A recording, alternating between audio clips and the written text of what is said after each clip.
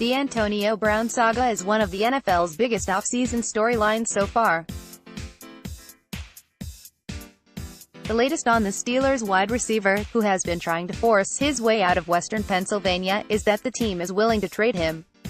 Pittsburgh general manager Kevin Colbert recently said Brown and the Steelers have now agreed that a trade is best for both sides moving forward, though the team won't move on from him at a discount.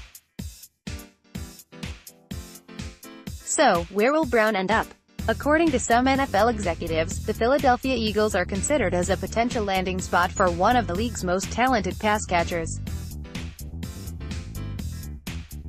Via ESPN and Dollar, the most logical suitors for Brown, execs agreed that New England would be the ideal suitor, but none thought the Steelers would send Brown to a primary AFC rival unless the compensation was unrealistically high.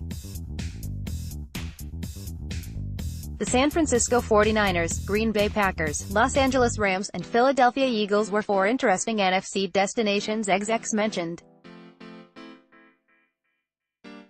The Oakland Raiders and Denver Broncos were two AFC teams execs thought made sense.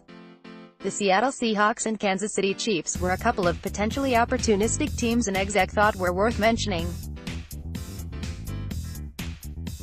And here's the reasoning that ESPN cited: Eagles, they've been leaders in the trade market over the years and were active in the market for receivers during the season, acquiring Golden Tate. Well, that seems like a pretty flimsy premise. I don't see the Eagles trading for Brown, who turns 31 in July. The biggest obstacle is Brown's contract. His 2019 base salary is $12.625 million and he's currently set to carry a whopping $22.165 million cap figure this season. The Eagles, meanwhile, have the lowest amount of cap space in the league. Philly will be able to free up room, yes, but are they really going to want to use a lot of it on a disgruntled, aging wide receiver? I don't think so. The Steelers, meanwhile, shouldn't be in a rush to trade Brown. By dealing him before June 1st, Pittsburgh will only save $1 million in cap space compared to $21.1 million in dead money.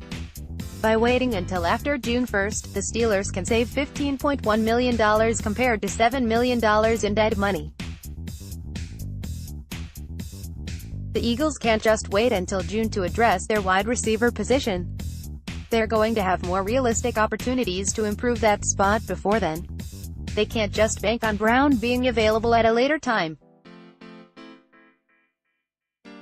And so, despite what some NFL execs might think, it's not likely Brown will be headed across the Keystone State to play in Philly next season.